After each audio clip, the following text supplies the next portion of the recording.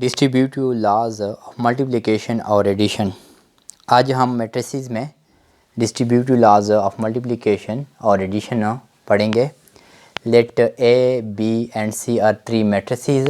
अगर a b c हमारे पास तीन मैट्रिसेस है and a into b plus c equal to a into b plus a into C.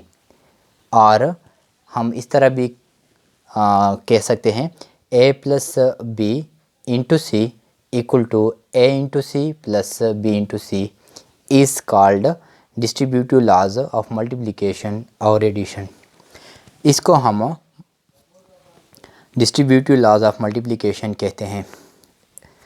Explain कर लेते हैं।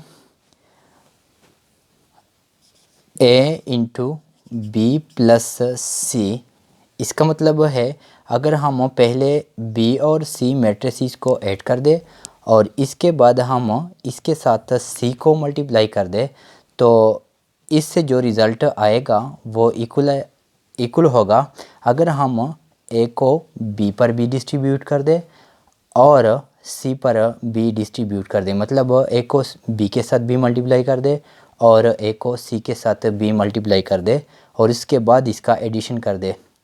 मतलब है अगर हम ए को बी के साथ मल्टीप्लाई कर दे प्लस, ये प्लस लिख लिया, और ए को सी के साथ बी मल्टीप्लाई कर दे ए इंटू सी, तो इस लॉ को हम डिस्ट्रीब्यूटिव लॉ कहते हैं।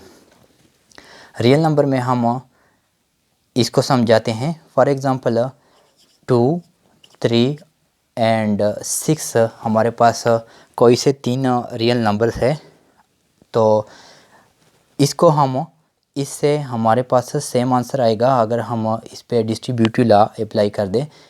इसी तरह इस तरह के 2 इंटू 3 प्लस 6 कर दे। अगर हम 3 और 6 को ऐड कर दे और इसके बाद इसके साथ 2 को मल्टीप्लाई कर दे, ये इक्वल आएगा अगर हम 2 को 3 के साथ पहले मल्टीप्लाई कर दे और इसके बाद 2 को 6 के साथ मल्टीप्लाई कर दे और इसके बाद इसका एडिशन कर दे, इसको ऐड कर दे। तो देख लेते हैं। 6 और 3 को ऐड करने से हमारे पास 9 आ जाएगा इंटू 2, इसके साथ 2 को मल्टीप्लाई करते हैं, 9 इंटू 2 से 18 आ जाएगा। और दूसरी तरफ देख लेते हैं तो 2 इंटू 3 से हमारे पास 6 आ जाएगा प्लस 2 इंटू 6 से हमारे पास 12। तो अगर 6 और 12 को हम ऐड कर दे तो इससे भी हमारे पास 18 आता है। तो जिस तरह रियल नंबर पे डिस्ट्रीब्यूटिव लॉ अप्लाई होता है इसी तरह हम मैट्रिसेस में भी इसको प्रूव कर सकते हैं। अब एक एग्जांपल से इसको प्रूव करते हैं।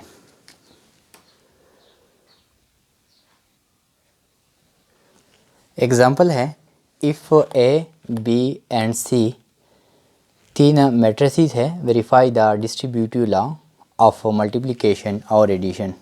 हमने डिस्ट्रीब्यूटिव लॉ ऑफ मल्टीप्लिकेशन और एडिशन को प्रूव करना है, तो सॉल्यूशन स्टार्ट कर लेते हैं। सॉल्यूशन, डिस्ट्रीब्यूटिव लॉ हमारे पास होता है a into b plus c equal to a into b plus a into c. तो पहले हम लेफ़्ट हैंड साइड से स्टार्ट कर लेते हैं। पहले हम इस साइड को प्रूव करेंगे, ए इंटू बी प्लस सी, और इसमें भी हम पहले b प्लस सी यानी ब्रैकेट को हल करेंगे। तो पहले यहाँ पे b प्लस सी कर लेते हैं, b प्लस सी, और b मैट्रिक्स है 5, 3, 2 एंड 2 प्लस c मैट्रिक्स है 6, 2, 5 और 1। एडिशन में हम करस्पॉन्डिंग एलिमेंट को ऐड करते हैं, तो यहाँ पे हम करस्पॉन्डिंग एलिमेंट को ऐड करेंगे। 5 प्लस 6, 3 प्लस 2, 2 प्लस 5 और 2 प्लस 1।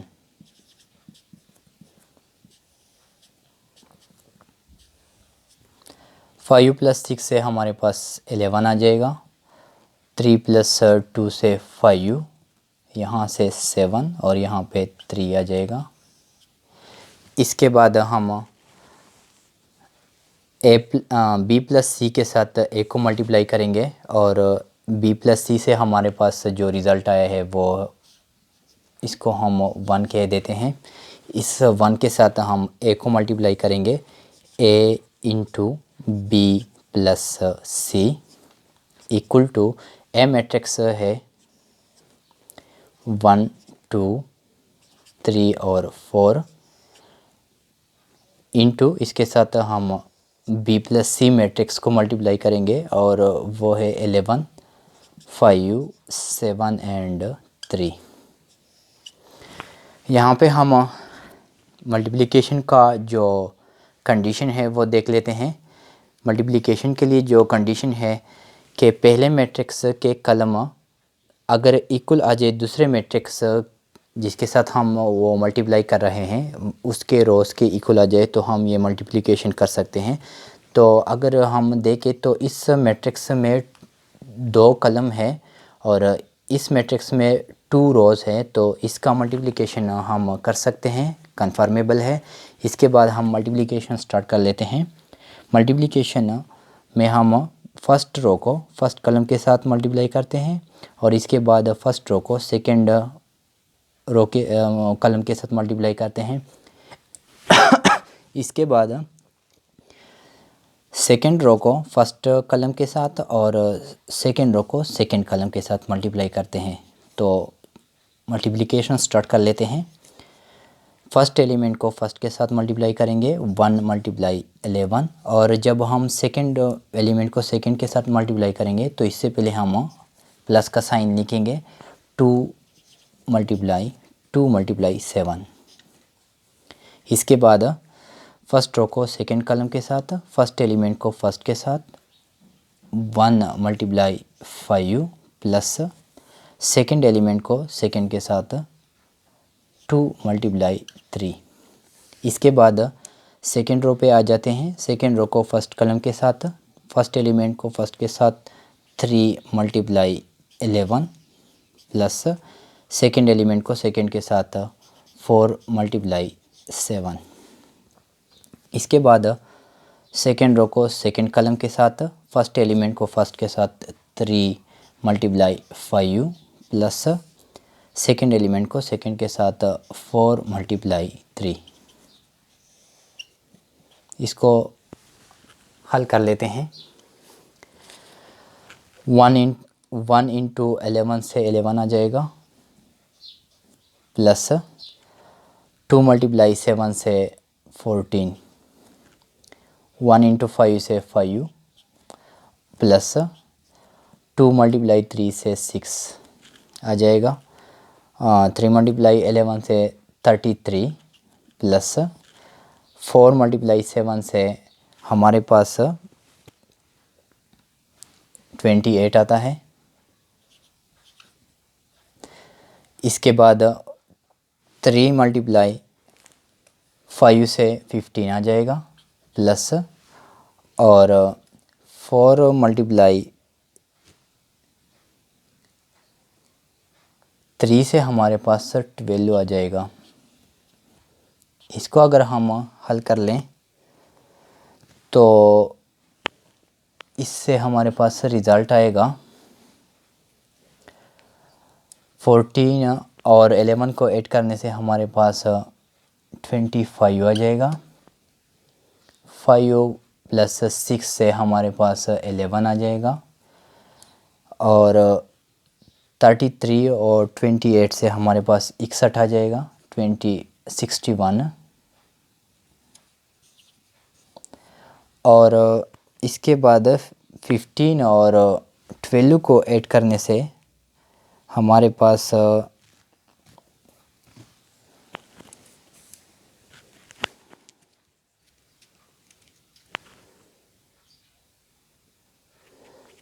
और 15 और 12 को ऐड करने से 27 आ जाएगा और ये हमारा फर्स्ट रिज़ल्ट है। इसको इक्वेशन ए कह देते हैं।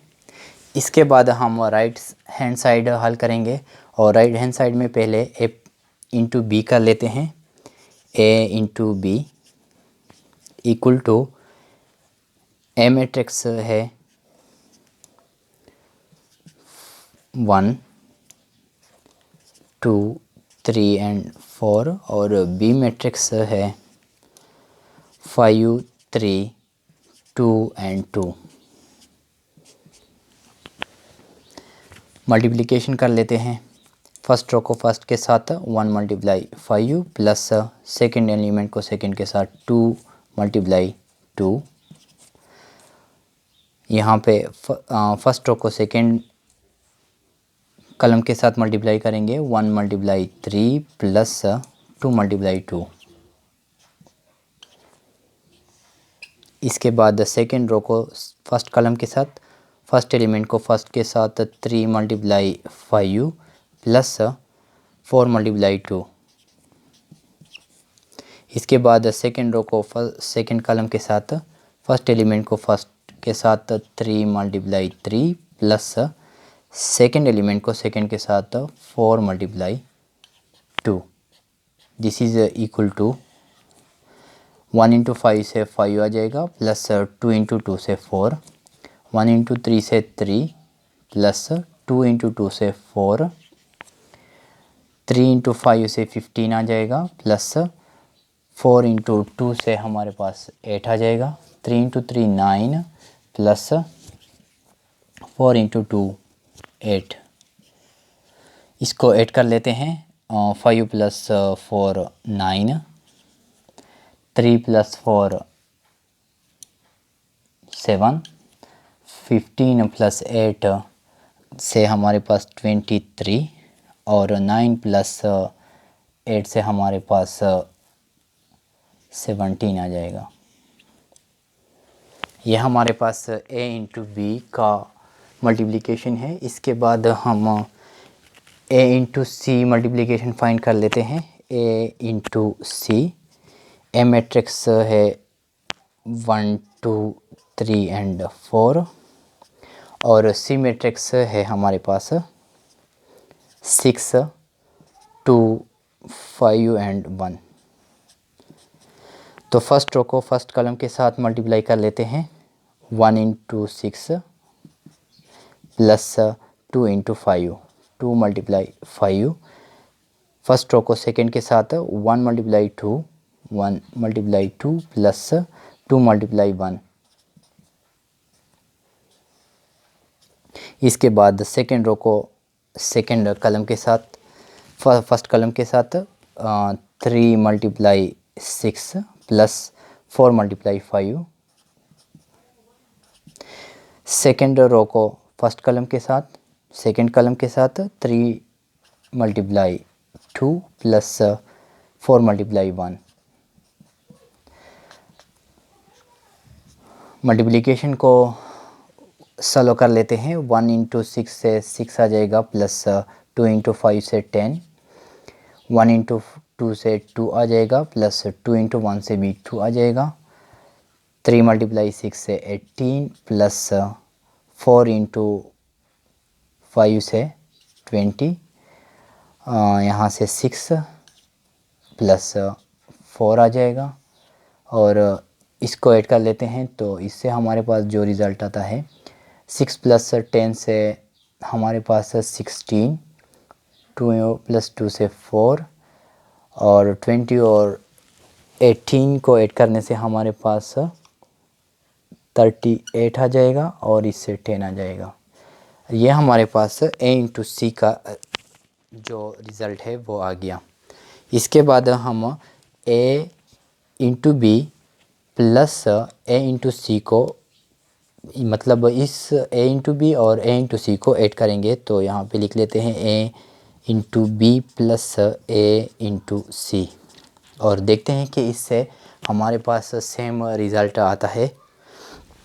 तो a इंटू बी से जो हमारे पास रिज़ल्ट आया है वो है 9 7 23 और 17 प्लस, ये प्लस लिख लिया, ए इंटू सी से हमारे पास जो रिज़ल्ट आया वो है 16 4 38 और 10।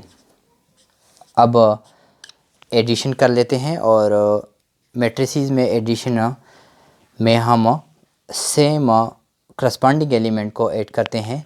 तो करस्पॉन्डिंग एलिमेंट को ऐड करेंगे, तो करस्पॉन्डिंग एलिमेंट को ऐड करते हैं। 9 प्लस 16, 9 प्लस 16, 7 प्लस 4, 7 प्लस 4 और 23 प्लस 38, 23 प्लस 38 और 17 प्लस 10, 17 प्लस 10, इसको ऐड कर लेते हैं। 9 प्लस 16 से हमारे पास 25 आ जाएगा। 4 प्लस 7 प्लस 4 से 11, 23 प्लस 38 से हमारे पास 61 आता है। 8 प्लस 3 से हमारे पास 11 आ जाएगा और 3 प्लस 2 से 5 और एक 6 आ जाएगा, यानी 61 आ जाएगा और 10 और 17 को ऐड करने से 27 आ जाएगा। ये हमारा सेकेंड रिज़ल्ट यानी बी का रिज़ल्ट हमें हासिल हुआ। और अगर हम देखें ए और बी का जो मैट्रिसेस हमें हासिल हुए वो सेम है, तो इसका सेम इक्वल है। इक्वल के लिए हम करस्पॉन्डिंग एलिमेंट चेक करते हैं और अगर दोनों का आर्डर सेम हो तो ऐसे मैट्रिसेस को हम इक्वल कहते हैं। तो यहाँ पे अगर हम देखें तो ए का जो आर्डर है वो है 2/2 और बी का जो आर्डर है वो भी 2/2 है। और अगर हम करस्पॉन्डिंग एलिमेंट देखें तो यहाँ पे फर्स्ट रो और फर्स्ट कलम में यहाँ पे 25 है और यहाँ पे फर्स्ट रो और फर्स्ट कलम में यहाँ पे भी 25 है। यहाँ 11 को चेक कर लेते हैं। फर्स्ट रो और सेकंड कलम में यहाँ पे 11 है और यहाँ पे भी फर्स्ट रो और सेकंड कलम में 11। इसी तरह 61 सेकंड रो और फर्स्ट कलम में यहाँ पे 61 है, यहाँ पे भी सेकंड रो और फर्स्ट कलम में यहाँ 61 है। यहाँ पे 27 चेक कर लेते हैं। सेकंड रो और सेकंड कलम में 27 है यहाँ पे, और यहाँ पे भी सेकंड रो और सेकंड कलम में यहाँ पे हमारे पास 27 है। तो हम कह सकते हैं कि ए का जो रिज़ल्ट है वो बी के इक्वल है। और ये हमने कहाँ से प्रूव किया? इसको हमने डिस्ट्रीब्यूटिव लॉ ऑफ मल्टीप्लिकेशन और एडिशन से प्रूव किया। तो हम ये कह सकते हैं हमने ये प्रूव कर लिया कि ए इंटू